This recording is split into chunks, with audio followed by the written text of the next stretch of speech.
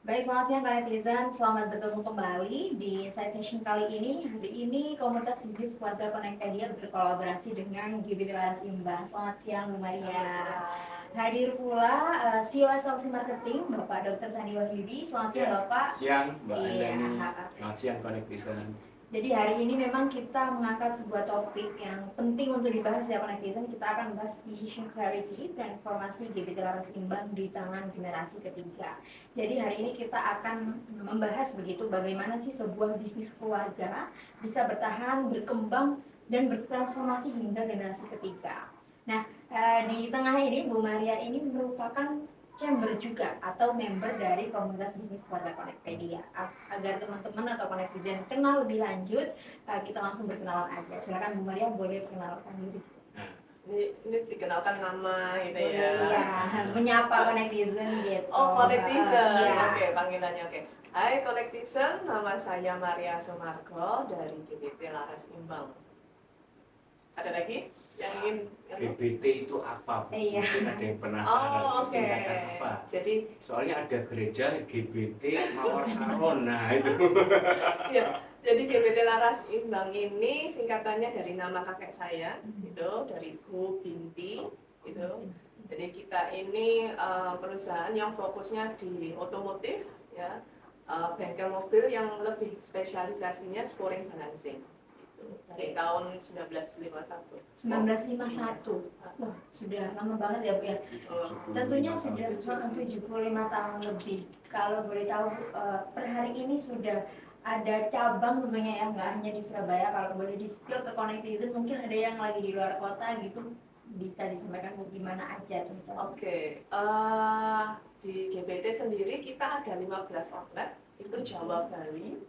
Kalau di tempatnya di mana aja gitu ya, ada di Surabaya kita ada 10, lalu ada di Mojokerto, Sidoarjo, lalu ada di Solo untuk Jawa Tengahnya, Jawa Baratnya kita ada di Jakarta Barat, di Meruya, lalu di Balinya kita ada di Jembrana, jadi dekat sama Banyuwangi. Dekat sama Banyuwangi. Banyak Jadi sekali. yang lagi liburan di Bali belum balik ke Surabaya, bisa mampir dulu ya. Iya, benar. Kalau boleh tahu Bu Maria, sebelum Lebaran kemarin sama setelah Lebaran ini banyak mobil yang masuk sebelum apa setelah Bu? Nah, ini kalau orang-orang pasti lebih banyak sebelumnya, gitu. Karena kan mereka mempersiapkan supaya mobilnya ini dipakai perjalanan jauh tadi bisa tetap aman, nyaman, gitu. Jadi mereka datangnya, oh persiapan nih mau libur dan panjang perjalanan jauh. Padahal ya. Tapi sebetulnya gimana itu? Iya Bu, bagusnya memang sebelum atau sesudah atau before afternya harus masuk di bengkel dulu. Kalau idealnya, kita bilang ideal itu ya harusnya sebelum sama sesudah. Jadi kalau sebelum itu kan kita tujuannya pengen mastiin bahwa mobilnya ini bisa aman, bisa nyaman, dipakai perjalanan jauh, persiapan berarti kan. Nah tapi kalau afternya itu juga butuh, karena apa? Karena jauhnya itu tadi loh, ya kan. Terus belum tentu jalan yang dilalui itu mulus, gitu kan. Dan satu hal lagi adalah kita nggak tahu kemacetannya seberapa lama. Karena kan libur panjang, semua orang itu berbondong-bondong gitu kan ke satu lokasi kayak gitu, perjalanannya macet. Nah itu sebenarnya apakah butuh tetap scoring balancing? Tetap butuh.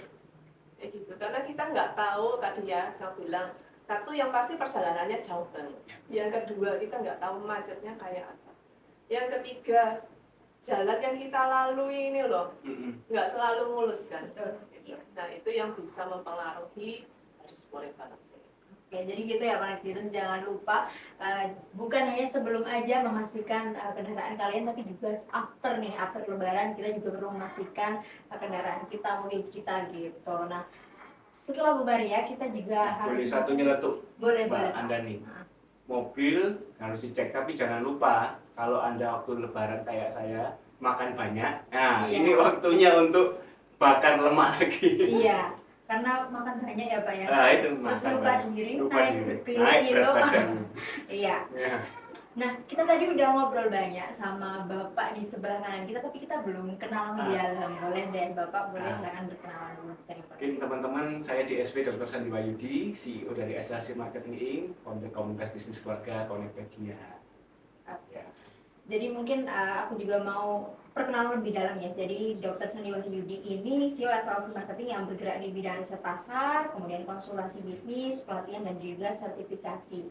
Dan tentunya Bapak Dr. Sandi Wahyudi ini sudah melayani lebih dari 200 klien nasional. Thank you, Mbak. Wah, ini Dan malah juga promosi puluhan saya. BUMN ternama gitu. Terus kalau promosi Memang jualan luar di sini. biasa Pak Sandi Wahyudi. Thank you, Mbak. Ya, Pak. Dipromosikan saya. Nah, kita ngomong-ngomong tadi kan kita akan bahas decision clarity ya, atau transformasi GBT laras imbang di tangan generasi ketiga. Tadi Bu Maria juga sudah mention kalau berdirinya itu sejak 1951. Nah, kalau boleh tahu Bu Maria sudah mulai berkecimpung atau sudah masuk di GBT sendiri itu di tahun berapa? Jadi saya masuknya di GBT itu produk COVID gitu ya. Jadi Produk pada COVID. saat iya kan ada kelulusan kan lulus COVID ya. Saya pun juga sama karena sebelumnya saya ketinggalnya tidak di Indonesia gitu ya, di Beijing gitu di China. Lalu ketika COVID itu terjadi, saya dalam tanda kutip ya ada semacam dipaksa dari Yang Maha Kuasa gitu ya, dari Tuhan untuk ayo balik. Jadi lebih tepatnya saya kembali tapi saya ke Indonesia tapi tidak bisa kembali ke Beijing kayak gitu. Jadi pada saat itu saya mulai handle untuk pekerjaan di Indonesia yaitu di GBT. Tapi pada saat itu juga saya juga handle pekerjaan yang di Beijing. Jadi sempat saya handle 2 pekerjaan gitu lah. Jadi memang dua-duanya dihandle sama Bu Maria. Iya, dan kebetulan untungnya kan untuk jam waktunya kita China sama Indonesia itu kan tidak terlalu banyak ya, cuma selang beda 1 jam aja. Jadi masih bisa lah untuk handle. Jadi ya bisa dibilang itu adalah salah satu, ini saya cerita sedikit pada salah satu keselamatan lah, keselamatan dari Tuhan. Oke, jadi Bu Maria, Superwoman ini. iya, itu kalau nggak salah waktu dulu waktu COVID itu kan berarti pressure-nya lebih besar ya, Bu? Karena kan memang waktu itu kan ada yang nggak boleh keluar, ada distancing gitu-gitu. Nah itu pertama kali yang terpikir oleh Bu Maria waktu tiba di Indonesia terus masuk di GPT, apa hal pertama yang Ibu lakukan? Jadi kalau misalnya hal pertama apa yang saya lakukan, saya lebih banyak saya observasi di lapangan itu seperti apa. Lalu teman-teman di bengkel itu kerjaannya kayak apa sih? Seharian untuk mengelola sebuah bengkel itu harus yang dilakukan seperti apa? Apa yang harus dicek, apa yang harus ditekan tombolnya, hal kayak gitu. Termasuk sama ini sosial media, kayak gitu. Lihat COVID itu kan merubah segalanya, termasuk dunia digital gitu ya. Nah di dunia digital itu kita mulai lebih banyak fokus kayak gitu, karena ya itu tadi nggak bisa ngapa-ngapain, nggak bisa kemana-mana kayak gitu kan. Jadi ya dunia digitalnya kita coba yuk kita at least itu awareness-nya orang-orang tentang GBT nggak boleh surut gitu. Kalau secara operasional kita memang tetap buka, tidak ada karyawan yang kita rumahkan itu tidak ada gitu ya. Tapi ya itu tadi secara digitalnya gimana sih supaya orang-orang ini tetap ingat bahwa ada GBT. Karena pada saat itu kita nggak ngerti bahwa namanya juga pandemi. Mau sampai kapan kita juga nggak paham, nggak bisa nentuin. Oke, jadi memang waktu COVID itu benar-benar merubah segala hal ya Connectpedia, dan Bu Maria sendiri memang tidak langsung merubah apapun tapi observasi dulu, melihat dulu gimana sih GBT di dalamnya seperti apa, kemudian juga beliau menekankan di dunia digitalnya sendiri gitu. Nah kalau boleh tahu Pak Sandi sebagai yang mendampingi bisnis keluarga ya Pak Sandi ya, area apa yang biasanya perlu diperkuat saat masuk ke generasi ketiga? Nah, area apa Bu Maria tadi sudah sempat jawab Mbak. Mungkin dari perspektif Pak Sandi. Perspektif saya adalah digital marketing ini biasanya yang lebih paham itu kan generasi mudanya. Mungkin Papa dari Bu Maria sudah usia sekian tidak terlalu mengikuti perkembangan zaman digital. Nah, kebanyakan area yang disentuh oleh Bu Maria tadi itu adalah area yang penting, yang kritis. Karena semua sekarang serba online kan. Di Bu Maria melakukan hal yang menurut saya sangat tepat sekali di masa yang tepat juga dengan orang yang tepat juga. Tapi Tapi ya bukan artinya ini ya Pak, saya yang menciptakan sosial medianya GBT tidak, Ya. tapi saya cuma secara porsinya gitu ya, saya tambahkan lebih banyak. Memberikan kejelasan arah Betul. kemana mau dibawa sosmednya. Iya. Oke. Sesuai temanya Mbak Sesuai Anjani. topik kita di Decision Clarity tadi kan belum bertanya nih pendapat masing-masing narasumber kita. Nah, kalau dari Bu Maria sendiri sebenarnya dalam satu kalimat, menurut Bu Maria sendiri Decision Clarity itu seperti apa? Decision clarity itu ya kejelasan dalam membuat sebuah keputusan gitu. Jadi supaya arahnya bisa mau kemana itu harus jelas. Jadi itu menurut Bu Maria, kita harus tahu jelas kemana arahnya sebuah keputusan itu, berdampaknya gimana. Nah, kalau Ya. dari Pak Sandi gimana Pak? Saya ambil itu dari Franklin Roosevelt. Dia adalah ex presiden Amerika ya. Dia bilang gini, kalau mau ambil keputusan itu setidaknya harus ada data. Jangan terlalu sedikit, jangan terlalu banyak. Antara 30 sampai 70% dari data yang terkumpul segera ambil keputusan. Karena kalau cuma di bawah 30 bisa kita ambil keputusan yang salah. Tapi kalau tunggu sampai 100% malah biasanya nggak ambil keputusan. Karena saking apa? Takut, khawatir. Jadi dia bilang ada masanya kita harus take action, ambil keputusan segera. Tapi harus ada kejelasan. Teman-teman semua mungkin kalau dari sudut pandang saya sebagai konsultan kadang sering kan saya minta data-data dari klien gitu ya sebelum kita analisa strateginya apa. Nah, jangan terlalu kompleks juga kalau mau menganalisa data untuk bikin decision clarity. Karena takutnya waktunya lama, nggak keburu, kompetitor sudah duluan, kita kalah start. Oke. Jadi begitu kalau misalnya dari pendapatnya Pak Sandi memang kita harus by data ya Pak, Iya. nggak bisa salah-salah mengambil keputusan. Nah, kalau kira-kira dari Bu Maria, hal-hal apa Bu yang paling menjadi pertimbangan sebelum mengambil keputusan? Karena gini ya, kalau GBT itu kan tadi kan sudah saya sedikit spill bahwa dari tahun 1951 dari kakek saya gitu ya. Nah, saya sendiri kalau di dalam keluarga besar itu saya bukan yang paling tua gitu ya, bukan yang tengah-tengah juga, bisa dibilang bukan pula pria gitu ya, bukan pula pria. Jadi saya ini sudah cewek, termasuk yang bukan paling muda tapi termasuk area yang muda ya. Di bawah saya apakah ada lagi? Nggak ada. Gitu. Generasi ibu yang paling kecil. Saya termasuk yang paling kecil ya.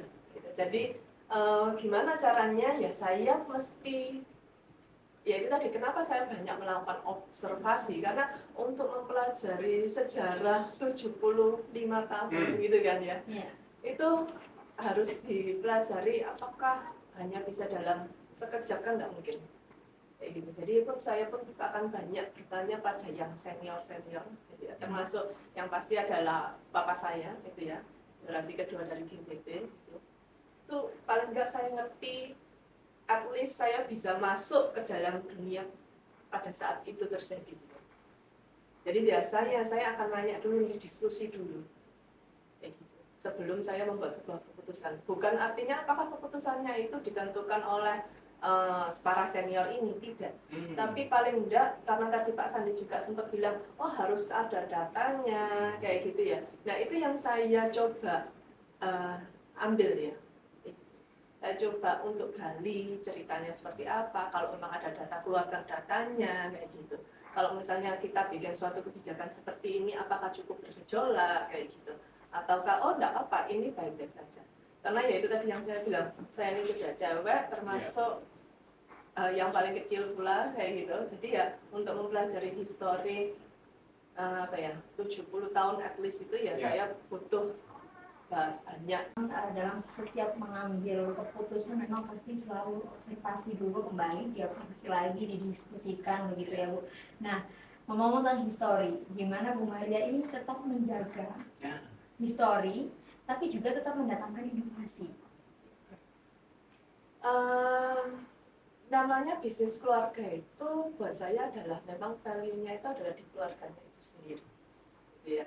Jadi saya berusaha untuk gimana supaya para keluarga itu tetap bisa memiliki satu hati, kesatuan hati yang sama gitu ya. ya paling enggak apa yang nanti kita lakukan atau inovasi apa yang kita lakukan itu harus ada apa ya, oh ini untuk kepentingan bersamanya, bukan kepentingan saya secara pribadi. Makanya kalau saya tadi kalau bikin keputusan ya memang harus ada datanya, terus habis saya juga tanya dengan papa saya kayak gitu ya, historinya gimana, atau para orang-orang senior lainnya gitu.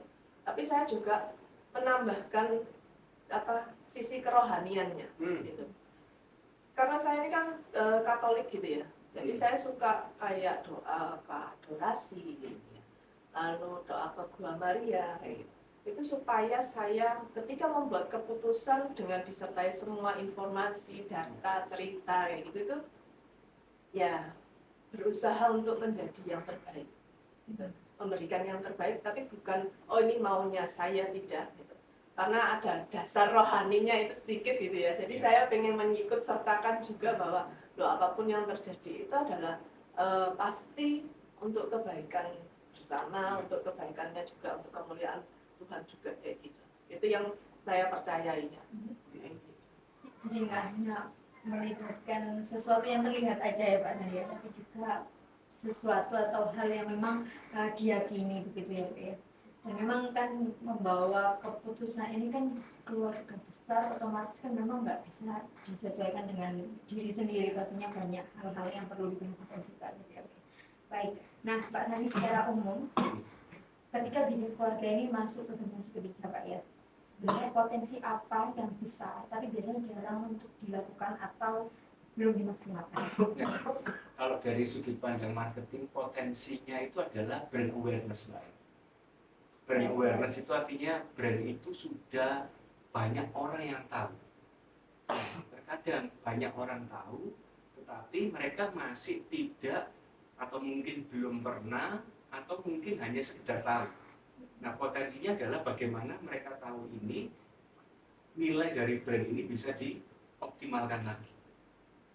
Generasi ketiga, kadang kalau saya lihat beberapa studi kasus Bu Maria, dulu misalnya Nike, cuma sepatu, brandnya kuat, sekarang ada di topi, jam tangan, ikat pinggang, gadget dan seterusnya, dioptimalkan karena brandnya ini mana ada orang nggak kenal, tapi akhirnya menjadi produk-produk turunan yang lain. Nah, banyak kalau saya lihat di perusahaan di Indonesia, Mbak Andani ya, nama yang sudah puluhan tahun yang dulunya misalnya restoran, sekarang bergerak di fast moving consumer good. Nama brand itu ternyata bisa dieksploitasi lagi untuk produk turunan yang lain. Nah, itu menurut saya potensinya yang bisa dipakai. Oke, jadi brand awareness tadi ya Pak Sandi.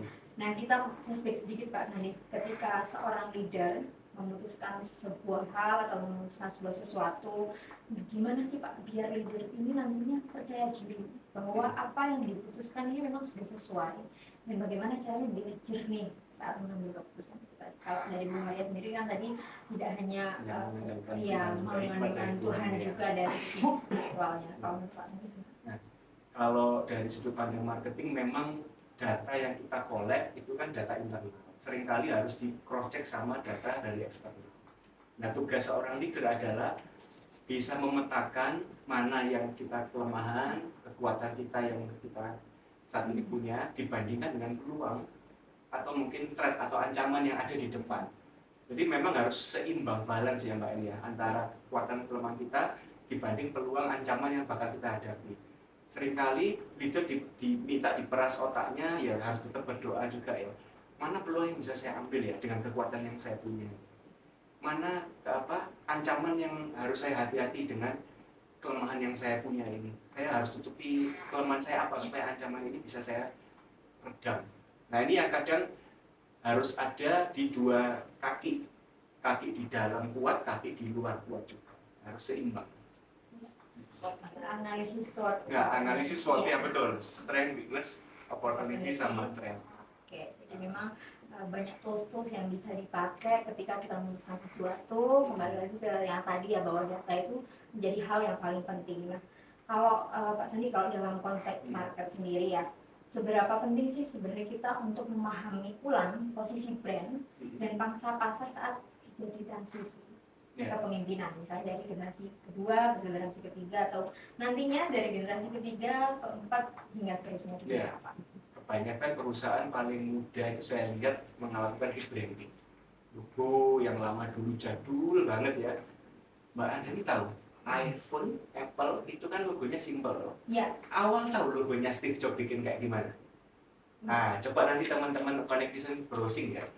Jadi logo pertamanya Apple tuh Bu, yang Steve Jobs bikin, ada si Einstein duduk di bawah pohon ini apel, dan pohonnya ada, apelnya ada di sana. Itu logo pertamanya. Terus berevolusi ganti warna-warni kayak pelangi. Jadi kurang lebih 5 kali yang seperti kita lihat sekarang. Logo Apple itu sudah 5 kali, setahu saya berubah dalam setiap dekade berubah. Itu rebranding yang dilakukan. Sorry, bukan Edison.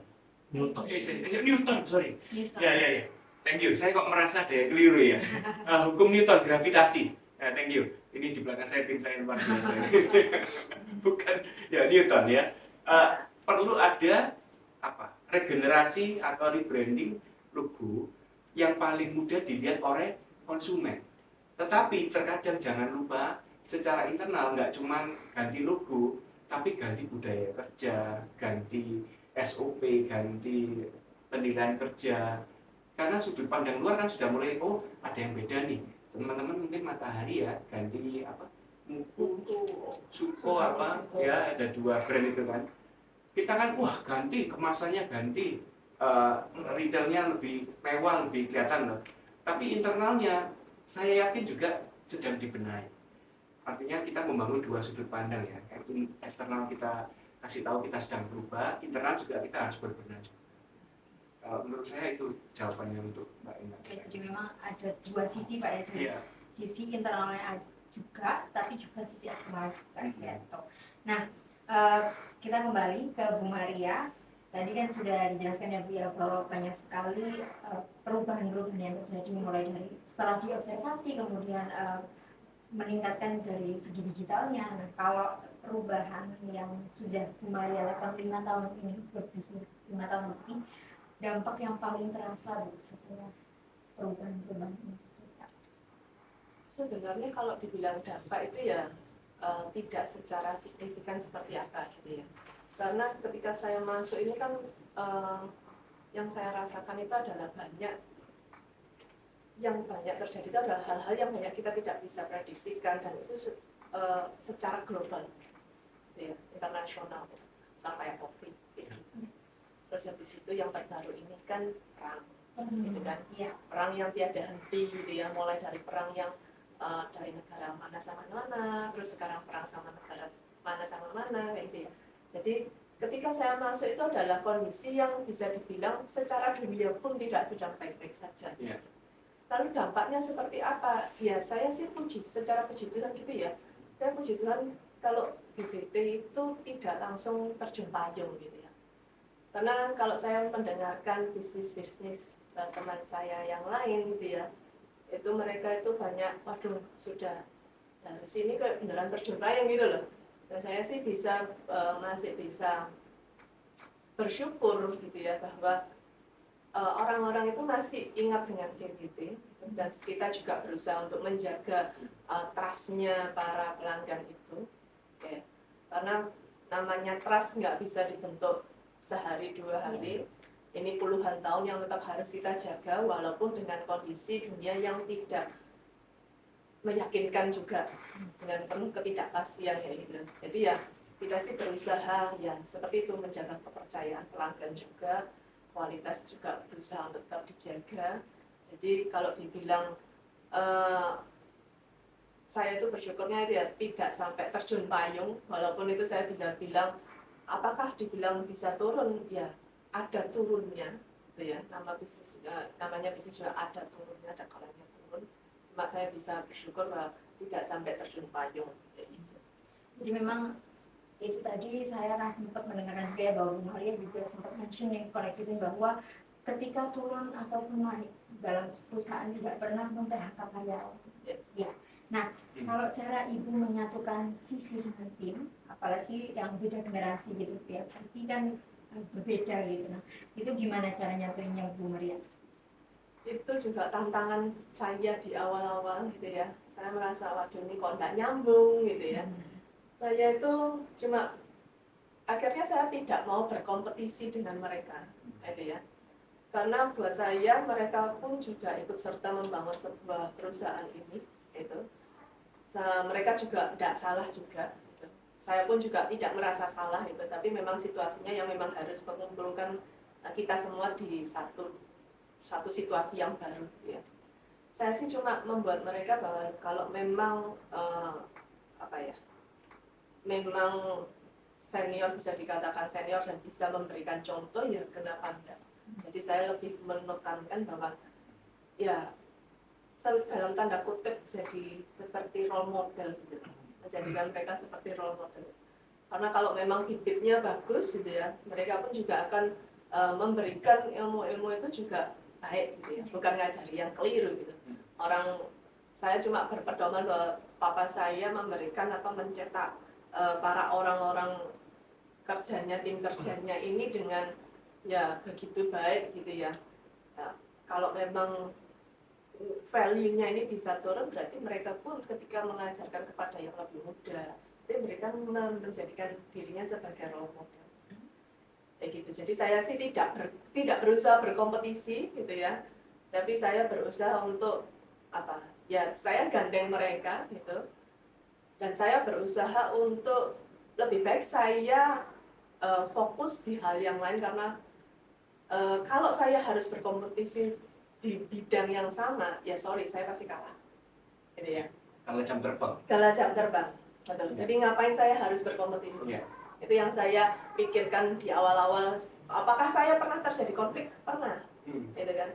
Tapi ya saya akhirnya mikir ya daripada saya harus konflik terus, energi saya habis juga. Ya sudah, mending lebih baik adalah saya tidak berkompetisi, lebih baik saya fokus di tempat lain dan saya memastikan bahwa mereka melakukan segala sesuatu itu dengan baik, dengan benar, dan tidak untuk kepentingan pribadi. Itu sih. Kembali ke kepentingan awal yaitu value-nya yang dibawa adalah satu hati dari kesatuan hati ya. Dan menjadi role model. Mereka menjadi role model buat yang generasi berikutnya. Ya. Nah, Pak Sandi, dari sisi strategi marketingnya nih Pak Sandi, penyesuaian apa yang paling krusial agar bisnis tetap relevan sampai hari ini dengan berbagai contohnya yang mungkin kita lakukan siang ini nih, berbagi sharing knowledge ke teman-teman ya. Setidaknya ada beberapa penonton lihat, oh GBT itu artinya singkatan dari kakeknya Bu Maria Gobinti, karena kemarin saya waktu pergi juga ada ngobrol sama ketur gitu Bu ya. Dia kan di bidang otomotif juga, itu detailing untuk poles-poles mobil itu kan. Saya bilang, kenal GBT? Oh tahu, tuh lama di Surabaya. Terus saya tanya, tahu singkatannya GBT? Nggak tahu. Bapaknya usia sekitar 60-65an. Nah, buat teman-teman semua, ini adalah contoh metode yang kita lakukan untuk relevan Mbak Nani, yaitu sharing knowledge. Kita tidak sedang berpromosi, tidak sedang berjualan, tapi memberikan kebaikan ya lewat dengan cara kita diskusi seperti ini. Menurut saya yang paling relevan sekarang adalah podcast, kemudian bikin konten yang mana sifatnya bukan marketingnya secara hard selling, tetapi secara soft selling. Jadi lebih memberi edit atau enggak, yang penting kita akan berbagi dengan hati yang ikhlas, dengan benar-benar totalitas gitu ya. Nah nanti teman-teman semua bisa kepo-kepoin kita kalau sudah mendapatkan value kan. Apa sih ini GBT, apa sih ini kan, mungkin bisa tengok di IG-nya apa Bu? Bengkel GBT. Satunya di mana IG-nya? Di Connect Media. Nah, kepo-kepoin kita, kalau mau tanya lebih lanjut jasa kita masing-masing, nah itu baru chat di ya ini mulai jualan saya. Jadi memang nggak bisa langsung tiba-tiba hard selling. Nah itu menurut saya marketing yang sekarang yang bagus adalah secara edukatif ya. Nah, di persaingan yang sekarang kan agresif banget ya Pak ya. Menurut Bapak lebih penting memperluas market dulu atau memperkuat positioning dulu Pak? Kalau menurut saya positioning ini pondasinya. Karena persaingan kan semakin banyak. Dan konsumen diberikan pilihan semakin banyak. Oh, nggak cuma merek A, merek B, ternyata ada merek C, D, E, dan seterusnya. Mobil Mister Cina, coba. Kalau dulu mindset saya mobil Jepang itu ya Toyota, Nissan, Mitsubishi, Suzuki, Honda, gitu. Wes, itu toh, pemenang wes sisanya mobil yang Eropa lah ya. Tapi sekarang mobil Cina, Bu. Nah, coba ayo sebutkan. Banyak lu mereknya, banyak banget. Nah, bagaimana kalau kita itu aja mobil udah banyak, apalagi produk kita yang mungkin bukan mobil ya, tentunya kompetitornya banyak sekali, apalagi makanan ya dan yang lain. Menurut saya positioning harus lebih dikuatkan karena itu yang bisa menancapkan di benak konsumen. Teori positioning itu kan kita menancapkan kait ya, anchor, jangkar di kepala konsumen, kita diingat sebagai apa.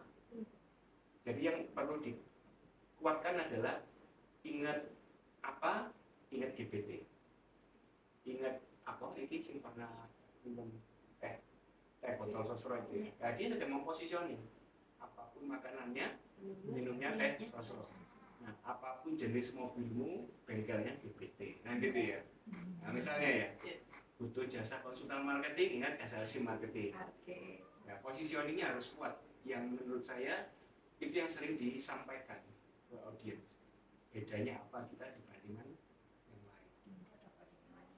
Jadi memang kalau menurut Dr. Sandi Budi sendiri ini memang harus memperkuat positioningnya juga dari fondasinya dan menancapkan di audiens. Jadi apa nih hal yang berbeda dengan produk-produk yang lain. Kita kembali lagi ke Bu Maria ya, Bu Maria. Dari semua keputusan yang pernah diambil, apa yang paling berpengaruh sampai hari ini? Mungkin keputusan waktu itu yang paling terbesar atau keputusan yang paling sulit begitu? Apa ya? Nggak sebegitu besarnya gitu ya.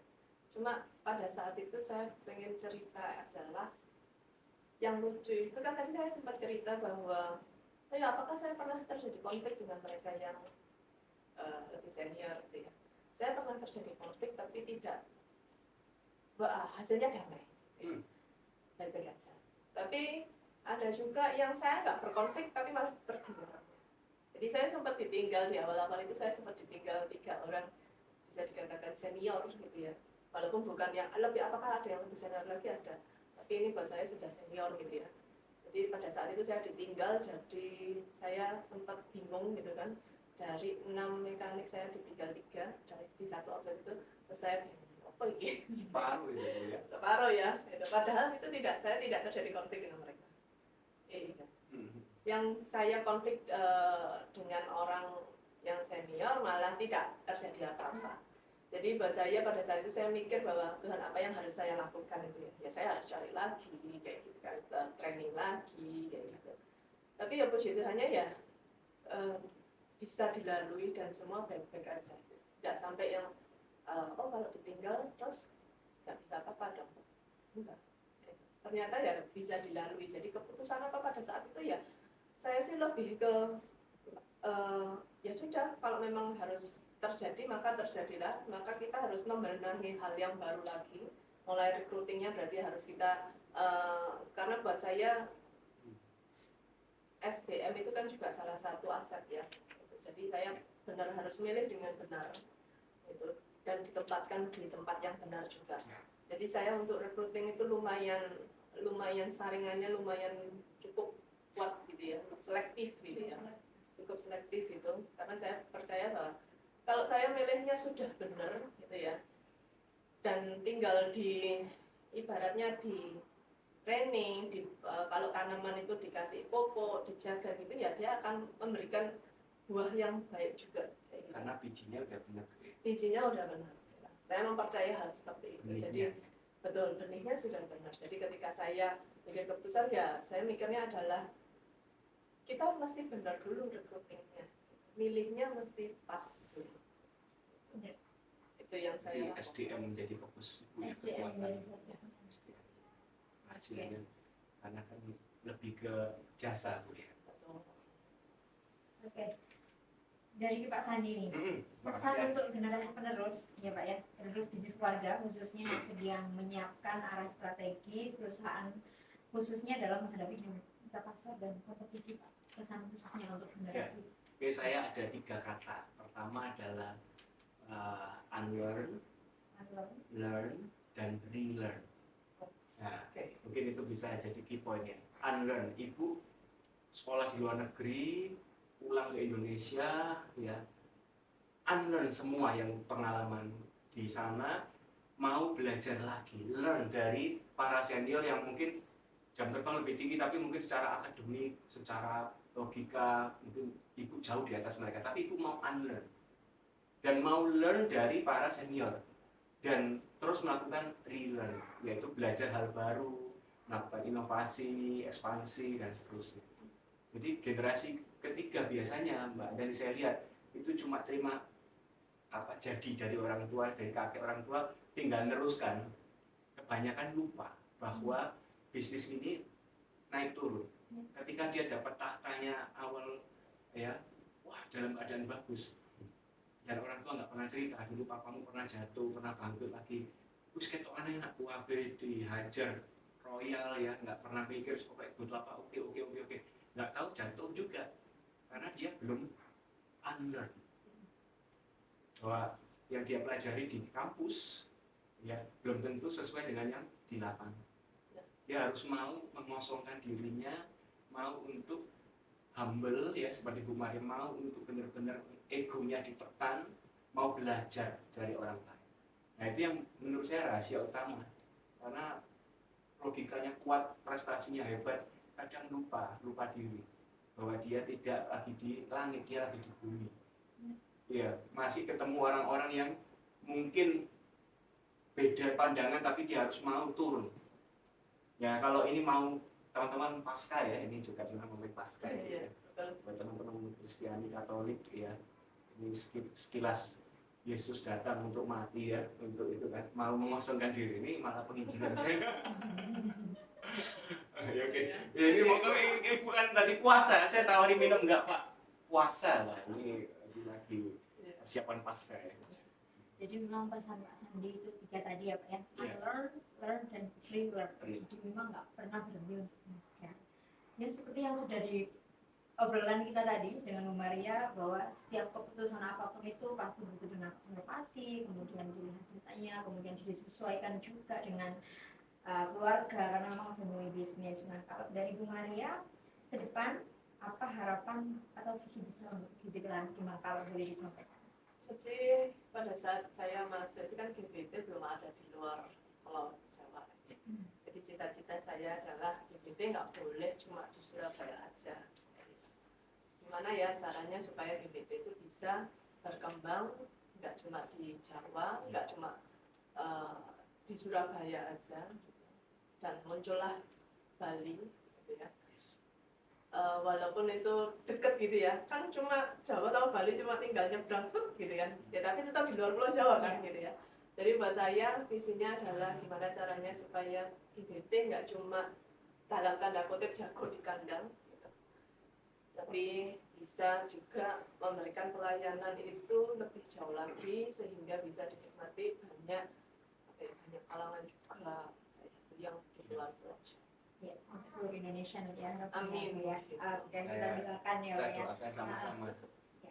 Nah ini mungkin waktunya sudah mau berakhir ya Bu ya. Mungkin dari Bu Maria ada closing statement, mungkin untuk para penerus bisnis keluarga atau yang sedang menonton, netizen atau yang ingin memulai bisnis, mungkin bisa disampaikan pesan. Oke, kalau untuk bisnis keluarga, seperti yang tadi saya sempat spill, namanya bisnis keluarga ya fondasinya itu adalah ada kesatuan hati. Lalu yang kedua adalah untuk mereka yang pernah sekolah di luar atau beda generasi, bahkan nggak usah berusaha untuk berkompetisi gitu, karena itu akan melelahkan ya. Lebih baik berkolaborasi, diajak kerjasama. Yang penting adalah visi misi bisa tercapai dengan cara yang baik, dan lebih baik fokus di tempat yang lain, karena namanya beda generasi, gimana beda jam terbang juga. Jadi daripada berkompetisi ya untuk apa? Itu lebih baik tetap digandeng dan memiliki visi misi yang sama. Oke. Oke, kalau dari Pak Sandi, closing statement yang disampaikan Pak, boleh silakan. Closing statement. Kalau saya ini singkat aja teman-teman, yaitu belajar terus untuk berinovasi. Karena menurut saya inovasi itu yang bisa menyelamatkan di tengah situasi sulit sekarang. Ada hal baru terus yang teman-teman ciptakan selalu setiap saat. Ya. Jadi memang untuk decision clarity transformasi digital di tangan generasi ketiga ini ada 2 poin penting yang disampaikan tadi terkait kolaborasi dan jangan berhenti untuk berinovasi ya Pak ya. Dan tentunya decision clarity sendiri ini memang bukan hanya soal memilih dengan cepat, membuat keputusan dengan cepat, tapi juga terarah dan sesuai dengan visi misi yang sudah ada. Begitu ya Bu Maria, Pak Sandi. Baik, terima kasih Bu Maria sudah hadir, Pak Sandi sudah hadir di sharing knowledge hari ini. Semoga bisa bermanfaat dan juga bisa diimplementasikan di kehidupan nyata untuk para netizen sekalian. Mungkin itu aja Pak hari ini, kita semoga bisa bertemu di next podcast. Terima kasih semuanya, selamat siang, sampai jumpa. Bye, bisa.